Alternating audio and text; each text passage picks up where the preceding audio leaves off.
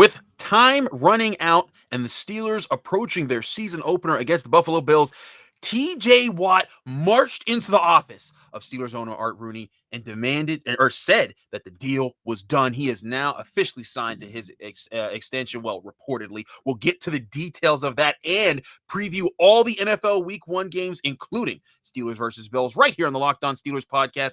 Joined today by Jenna Harner from Channel 11 WPXI. I'm Chris Carter, your host. Let's get into it. You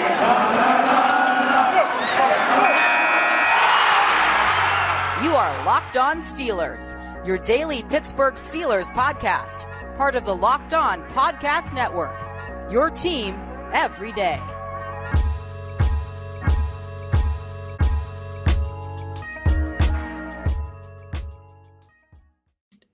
And welcome to the Locked On Steelers podcast. I'm your host, Chris Carter, bringing you your daily dose of all things of the Pittsburgh Steelers.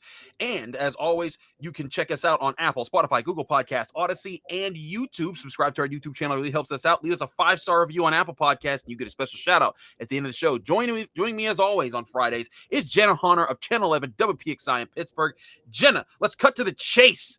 T.J. Watt has signed his extension, reported originally from Ian Rappaport, confirmed by Adam Schefter. It is that when those guys say it, it's done. It is a 4-year, $112 million extension with at least $80 million guaranteed, like you and I were talking about before we came on the air. That's quarterback money. This did it. He got the deal done, and the Steelers said, we are no longer waiting to see what happens here. I think everybody in Pittsburgh, Chris, is breathing a sigh of relief. This was such a point of contention, and it really led up to this week. Everyone was, is this going to get done? Is he going to play? I had so many people, especially from the Buffalo sport media, saying, is TJ Watt going to play? We heard from Mike Tomlin, yes, he was going to play. He anticipates him practicing. He anticipates him playing. But this was the deal that TJ Watt was waiting for. This was the deal that a lot of people thought he was going to get. And that guaranteed money, that $80 million guaranteed, the fourth highest amount guaranteed to a player, according to Spot Track, however you say it. I know there's so many different ways you can say it. But the fourth highest amount guaranteed to a player. And the three other guys higher are, I believe, Josh Allen, Matt Ryan, and it's not Lamar Jackson, it's Patrick Mahomes. There we go. I'm like, good quarterback, shut up. Who is it? There we go. It's week 1. We're getting back into it. It's fine. But this was something that the Steelers and TJ Watt had been working on. And I just love the part that Adam Schefter tweeted where he basically said, like you mentioned at the beginning, that TJ Watt basically overruled his agents, the agents believed he could get more money. He overruled them, went right into Art Rooney's office, said, we have a deal. And then TJ said, I have to excuse myself. I have to go work out. How does this, that's too perfect. This personifies everything that everyone talks about with the Steelers, the family environment. You know what? We're cutting through the middlemen. Forget the agents, forget anything else. You're talking to me, Mr. Rooney. I take this deal now. And by the way, let me go work out because we got a game Sunday and it's against the Buffalo Bills. That's such an exclamation point on the end of this long, drawn-out process. And Jenna, you and I, we've been at practice every day. We've been seeing everything. We saw when the Steelers finally, we were able to say officially when TJ Watt was practicing in full with the team. We talked about that on when he showed up on Wednesday. And Thursday you're still waiting for everything, and then Thursday afternoon we get the official report coming out. And huge news, like you said, a huge sigh of relief. This team is about to go up against the Buffalo Bills, a team that was just in the AFC Championship. One of those guys that have more guaranteed money is Josh Allen. The reason he got it is because he's a bad man himself. That team is going to be really competitive. And when you're going into a hostile environment with a lot of rookies starting on offense, you need to have your best player. And there's no doubt the best player is TJ Watt.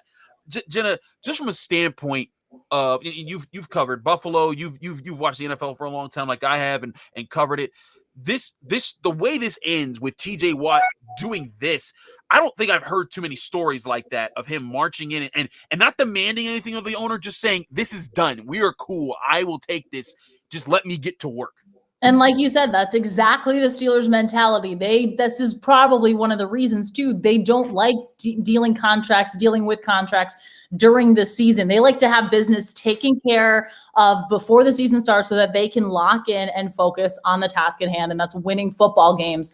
And that is something that TJ Watt, that is his entire mentality. So for him, he knew that there was so much conversation around this. And of course, this is a business. This is his job at the end of the day. I think so many people tend to lose a little bit of sight of that, where they, look at the owners and say, oh, well, they should just pay the player. And then they look at the player and say, oh, well, they're asking for so much money, blah, blah, blah.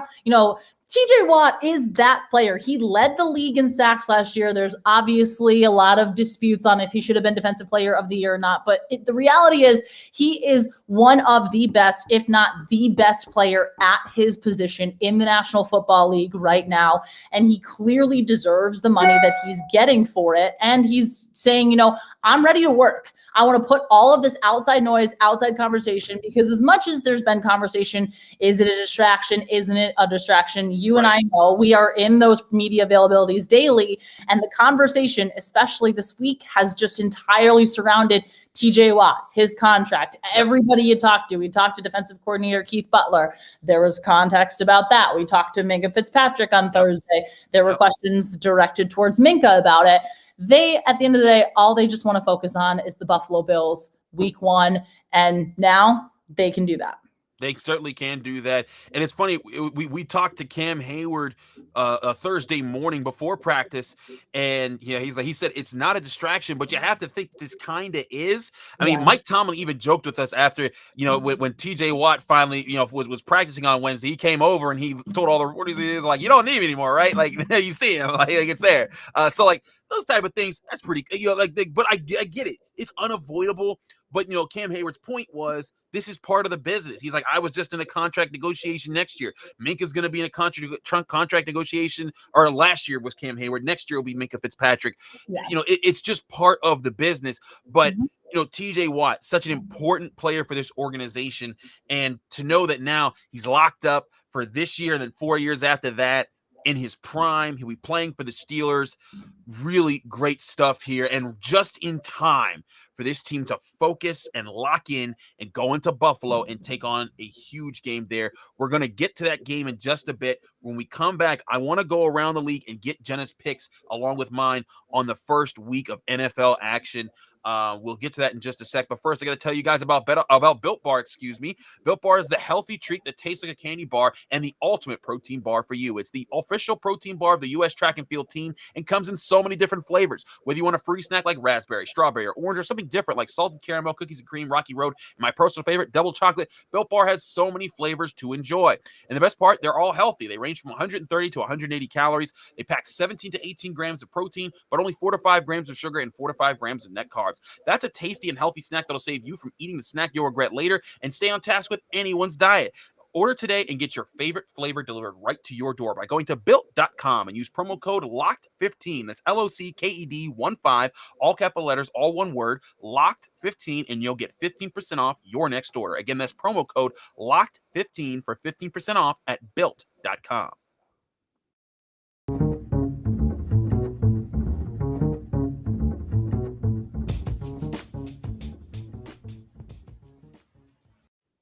Back here on the Locked On Steelers podcast, I'm your host, Chris Carter, joined by Jenna Harner of Channel 11 WPXI. Jenna, now all last season, you and I did week-to-week picks. We picked every game except the Thursday game because we're the Friday episode, and that's after the game airs and all that. So last year, it came down to literally the Super Bowl. That's right. One game, we had a coin flip. And I think you won the coin flip and you picked your team. And I think there was something weird about that. But you picked the team, I picked the team, and I came out on top. So this year we're doing it again. We do have something special we're planning for. You can't do it this week because we haven't set it up yet. But as you know, Run Your Pool is one of our sponsors. We're planning on putting together a pool for all of our listeners. If you want to join in the picks with us, I believe next week we'll have it set up so that you can play along with us and pick every single NFL game moving forward. But Jenna, let's start with week 1 games as we get through here. First game on the marks here. Now, this is a game that not a lot of people are going to pay attention to. Jaguars at Texans, but it's Trevor Lawrence's debut game. I'm going with the Jaguars. Makes the most sense to me. Houston is in just such a wreck right now. Yeah, no, I completely agree. The Texans are having Tyrod Taylor. I keep doing that. It's okay. It's all right. Tyrod Taylor starting as quarterback. We just know what that Texans organization is dealing with all of the offseason things surrounding Deshaun Watson. And I think that there is a lot of upside to this Jaguars team. Is it going to be a pretty game? Absolutely not. But I think there's a lot of good things that they have seen out of Trevor Lawrence up to this point through the preseason, through training camp. It won't be a great game, I don't think, but I'm with you. I think the Jags win this one just because there's so much instability in Houston right now. Two upstart teams here. Chargers at the Washington football team. Washington football team have one of the defenses that everyone's hyped up about, but the Chargers, one of the dark horses of the AFC with Justin Herbert at quarterback and all the weapons they got, though Austin Eckler may be hurt. I'm going to go with the away team. I think the Chargers come to the East Coast and handle their business, but I do think Washington makes it close. What do you say? Yeah, I'm going the Chargers on this one. I think the matchup to watch is going to be Justin Herbert versus the Washington football team's defense. If the defense can get a pick six, can force a turnover to score off of those turnovers, I think that they'll bode really well. But I think we saw so much from Herbert in his rookie season that he's going to continue to build upon. I think he's going to be a really, really solid player throughout the season here. So it's a close line, at least last time I checked at it. But I think that the Chargers come out on top in this. Next game, Seahawks at Colts. Colts been dealing with a lot of injuries throughout the offseason, though Quentin Nelson has worked his way back, and they think Carson Wentz is in that department too. But I'm going with Seahawks. I'm sorry. Russell Wilson, they're healthy. They still got Bobby Wagner on defense. They still got DK Metcalf. I'm going with the Seahawks in this one. Yeah, it's hard not to count Russell Wilson out, especially with some of the question marks surrounding the Colts. Again, I think they're a solid team. They're not a bad team by any means, but I think when you look at Seattle, how proven Russell Wilson is, the connection that he has with DK Metcalf and what those two were able to gel with throughout the season last year, I'm excited to see what Russ still has in the kitchen, but we all know, hey, let Russ cook and he'll do the cooking. Indeed. Now, here's the Sam Darnold revenge game. Panthers hosting the Jets for the first game of the season. I'm going with the Carolina Panthers simply because they got Christian McCaffrey, and I don't know what the Jets are going to do. I think that it's more of such a big question mark with the Jets. How is Zach Wilson going to perform? Who are some of those guys that are going to step up for them? What does the offensive line look like? There's been a lot of really good conversation about what Zach Wilson has done this preseason, but how is the rookie going to do in his first NFL game going against a Carolina Panthers defense that frankly isn't horrendous? Right. It's a defense that does have talent on it. We'll see how that plays out. So you're picking the Panthers with me? Yeah, I think we've had the same picks all the way through. 4 games so far. Let's see if we differ here. Vikings at Bengals. I'm going with the Vikings. I think that Joe Burrow still has to work some things in. You and I were joking around about Jamar Chase during Steelers practice and how he said the NFL balls are different than the college football balls, and it's a hard time seeing them and all this. You know what? Who doesn't have a hard time seeing the football? Dalvin Cook. He's going to run right through these guys. I think that's why I'm taking the Vikings. See, I'm going to switch it up a little bit. I know. I'm going with the Bengals only because a lot of what I've been hearing out of Cincinnati is how good Joe Burrow looks, how confident he looks. And it was interesting because coming into camp, there were reports that he looked pretty shaky. It wasn't, he wasn't fully putting pressure on the leg that he injured last year and all of that. And understandably so, coming back from an injury like that, the surgery that he had is going to be a big thing. But I expect that's kind of like one of my big predictions for the season. I expect a lot out of Joe Burrow this season. It's a close game, but hey, I'm going with the Bengals here. That's our first split, so mark it down. She is the Bengals, I have the Vikings. Now, here's a big matchup that I think is going to be one of the bigger ones of the week. Cardinals at Titans. Got Kyler Murray versus Derrick Henry and Ryan Tannehill. Really tough group. I'm going with the Titans. They're the home team. Plus, I really like all the weapons they have on offense. Yeah, no, I do too. It's hard. I think the Titans just look good. I think they have the power. Obviously, what they were able to do a year ago. I think that I'm losing a little bit of a train of thought here. You're fine. It's a Friday. But they got Julio Jones and AJ Brown and Derrick Henry and Ryan Tannehill. That's a lot to stack up. Granted, Kyler Murray. He's got DeAndre Hopkins. They went and got AJ Green. They signed James Conner as another option. And on defense, they still got Budda Baker. They have weapons too. I look at that run game, and if all else fails, you give the ball to Derrick Henry and you let him go work. And he goes. And I think that's exactly what's going to happen too. How solid is Carolina? How solid is Arizona's defensive line to be able to hold up against that. That will be a question kind of as things progress. And also, it's week 1. We heard from Ben Roethlisberger. He said there are going to be growing pains. I think we're going to see that across the league from teams. So that's just why kind of in my gut, I just trust what Derrick Henry does, what that Titans offense can do. Another close matchup. I feel like there's a lot of really impressive and solid matchups, but I think that, we're going to see a lot of good things from the Titans. Agreed. Now moving along here, Niners at Lions. This to me is like the lock game. The Niners are destroying the Lions. I don't see any way that the Lions pull this out. No, especially with their defense, especially with a healthy Niners defense after everything they went through last year. The Lions just aren't that proven team. I don't think their defense is fantastic by any stretch. And I think you just kind of look at that matchup and you say, yeah, the 49ers, Jimmy G did officially, quote unquote, earn the starting job earlier this week. And he's proven himself throughout the last couple of seasons here. I'm going to be intrigued to see when they do go to Trey Lance. But yeah, I'm going Niners in this one. It just seems like too easy for me. Now, we're going to skip the Steelers-Bills game. We're going to save that for last in the third segment. Battle of the Birds, Eagles at Falcons. I'm going with the Eagles because I've heard some really good things about Jalen Hurts in camp. Yeah. I think they got some interesting weapons. I like Devontae Smith. Is that where you're at too?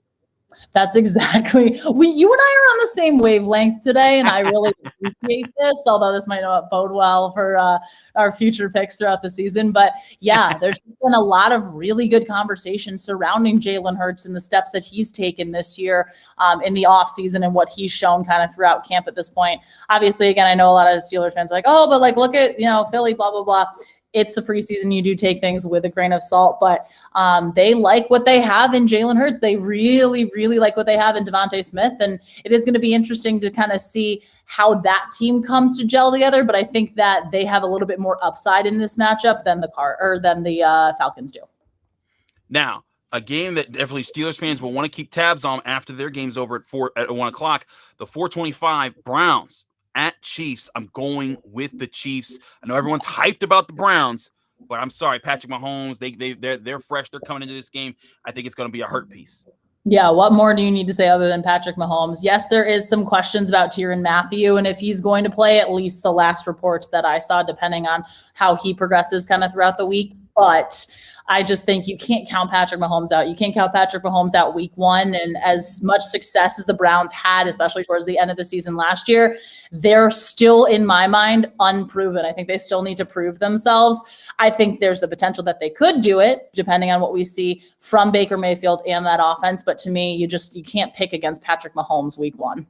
Packers Saints, a big time NFC matchup, getting to see Jameis Winston, but I'm going with the Packers because Jameis Winston is the starter, new offense, doesn't have Michael Thomas, and that Packers defense is still tough along with Aaron Rodgers. Yeah, this is kind of the same thing for me. You're picking Patrick Mahomes, you pick Aaron Rodgers, especially against the Saints defense. And just on the flip side of the ball, the Saints offense that, like you said, with Jameis Winston, obviously there was the quote unquote quarterback battle kind of competition throughout training camp there between him and Taysom Hill. It kind of always seemed like it was going to be Jameis Winston, but right.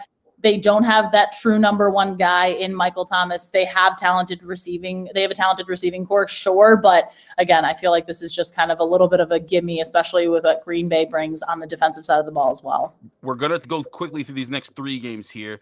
Just a quick answer. Okay. Broncos at Giants. I got the Broncos. I like their defense. I'm going the Giants just to say, hey, why not, right? That's the squad. I got. At least you being true to the blue. I see. You know what?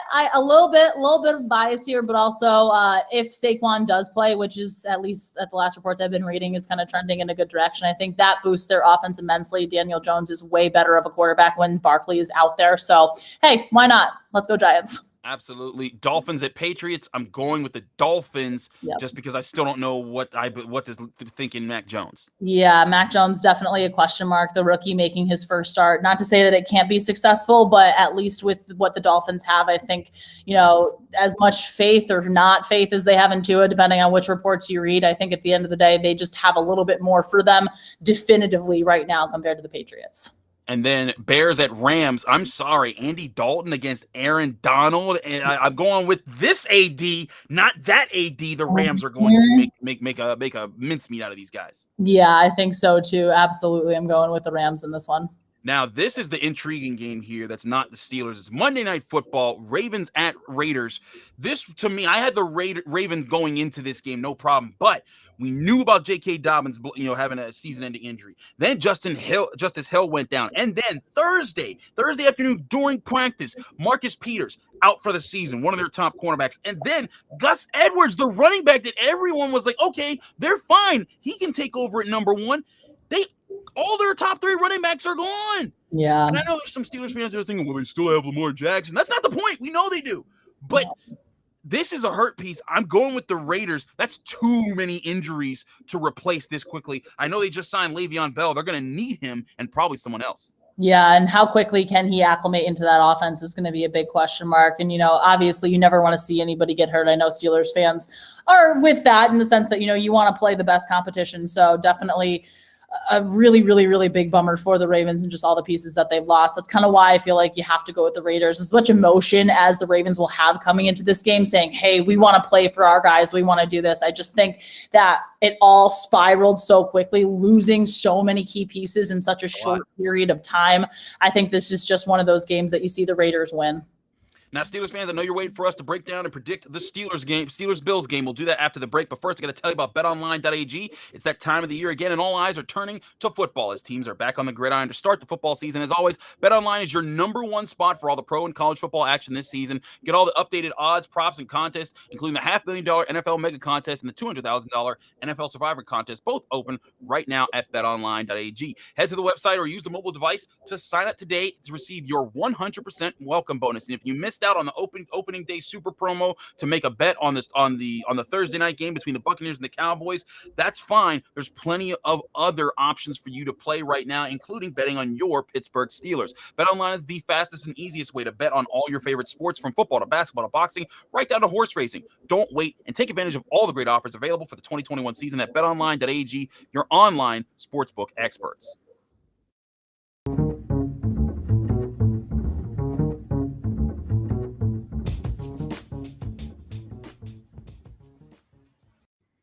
Now, Jenna, the moment everyone's been waiting for here in the Locked On Steelers podcast, our predictions on the Pittsburgh Steelers taking on the Buffalo Bills. It seems like there's a shot of energy and adrenaline into the Steelers now with T.J. Watt not just being back but signing his contract, and everyone's real happy about that. But it still comes down to how you play on the field. I want to ask you, before we give our score predictions and who will win, I want to ask you, what do you think is the turning point, the major factor that decides this game? I think it really is going to come down to the Steelers' offensive line, which kind of seems like a gimme of an answer. But when you have 2 rookies in there, obviously center Kendrick Green, obviously tackle Dan Moore, who is going to be guarding Ben's blind side, I think that's a big question mark a lot of people have. And I think depending on how quickly they can gel, I feel like you and I have talked about this pretty consistently, yes. But can this group gel? Can they protect their quarterback? Can they give Ben Roethlisberger time? Can they create holes for Najee Harris to run? The Bills' run defense is a huge question mark. I've heard a lot of things from a lot of Bills writers and people that cover the Bills that I used to work with basically throughout the preseason saying, so the Bills' run defense is still a question mark. That is going to be key. And I think if the offensive line can, at least just find a little bit of their footing, it doesn't have to be pretty. It doesn't have to be perfect. But if they can find consistency throughout this game, I think you're going to see a lot from Najee Harris. And I think, again, you give Ben Roethlisberger time. We know what he can do when he has time to throw the football. We do. My turning point for this game, to me, while that offensive line is very important, Jenna, I think you're not wrong for what you're saying. I still see this game being in the hands of the Steelers defense and how they maintain Josh Allen. Last year, and I wrote about this on DKPittsburghSports.com for my Wednesday Carter's Classroom, but when you look at the tape of that game last year, they shut the Bills down early in the game, but when the Bills realized, wait a minute, they're missing Devin Bush, Vince Williams, and Robert Spillane, 3 inside linebackers. Why not work the ball behind the backups who are playing there? And that's exactly what they did. But that's not going to be available to them this time. Devin Bush, maybe he's not 100%, but he's going to be out there. Joe Schobert, is going to be out there. And those guys are immensely different from putting Avery Williamson, who had been with the team for a few weeks, and Ulysses Gilbert, who hadn't even started yet. This is a huge upgrade to that. And you got Joe Hayden back. Now, there's questions about Alex Highsmith. He was a partial participant in Wednesday's practice. He did not practice on Thursday. We will see if he practices on Friday, but still, you got T.J. Watt, you got Melvin Ingram, you got Jameer Jones, who everyone's is really excited about, and you got Cam Hayward. Tyson Alualu was back to practicing on Thursday. You got a lot of things in your favor. If this defense can just bottle up Josh Allen, keep him from making the easy throws, force him to be perfect down the field, and give Minkah Fitzpatrick some chances to make some plays on some deep balls, that's where I think their biggest factor comes in. That being said, Jenna, what is your final score prediction and who you have winning? All right, Steelers fans, do not come for me because I've been saying. She prefaced with that. I know. I've been saying this is a closer game than a lot of people think it's going to be. Just kind of hearing conversations from writers, from fans. I think a lot of, especially Bills fans, feel like this is going to be a blowout. They saw Josh Allen explode last season. There are question marks for both teams. I think it's going to be a closer game than people think. It's going to be back and forth. I think the Bills are going to win 28-24. I think the Steelers are going to be incredibly competitive.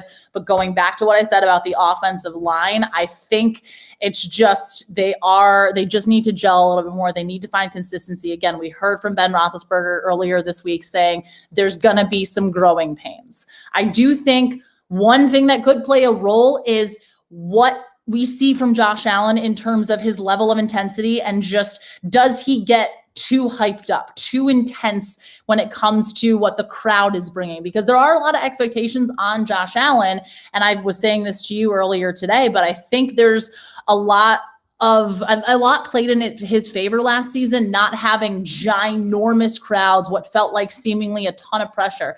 This Bills team doesn't know how to not be an underdog. I think that's something that can help them because now they're like, hey, we've earned it. We've got here. We can prove ourselves.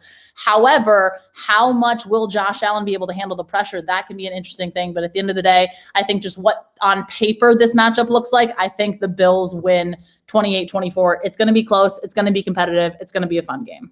I agree with you. I'm actually going to pick very similar. I'm going 27-24 also for the Bills.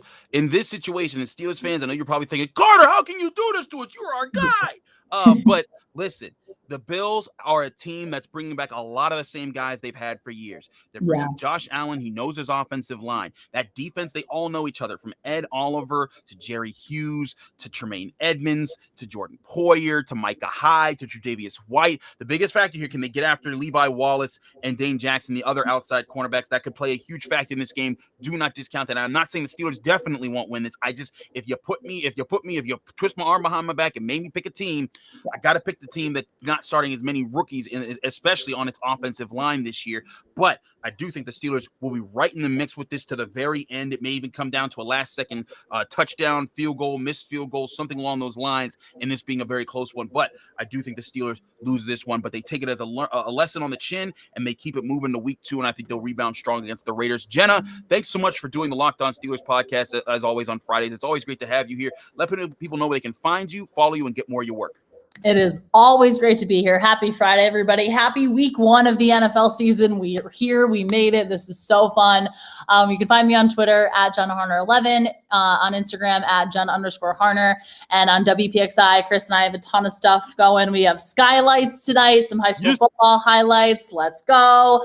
And then I will actually be in Buffalo for the game, so definitely tune into WPXI after the game. We have a full 15 minutes Black and Gold Zone where we're bringing you everything, recapping the game as well. So definitely join us there. And hey, hopefully Chris and I are proved wrong. I know Steelers fans want us to be proved wrong. So hey, hopefully we're proved wrong here.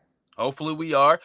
You can find me, Chris Carter, on Twitter and Instagram at Carter Critiques, my handle as you see below. And you can read my work at DKPittsburghSports.com. You can check out this podcast, the Locked On Steelers podcast, on Apple, Spotify, Google Podcasts, and Odyssey, as well as YouTube. Subscribe to our YouTube channel if you're enjoying the show here, watching us on the internet. We love and appreciate anyone who can show us some love there. You can also find me on The Final Word, WPXI's Sunday night program after the game. And if you want to give me some crap if the Steelers win, you can go, by all means, go ahead and do that. But all jokes aside, you can check me out on Channel 11 with Jenna Harner Friday night, and then again on Sunday night, in there as we host the Final Word show. Thanks again for watching and listening to the Locked On Steelers podcast. Be back in your ears Sunday evening, recapping the game and giving you my analysis on how it all went down. We'll see you on Monday.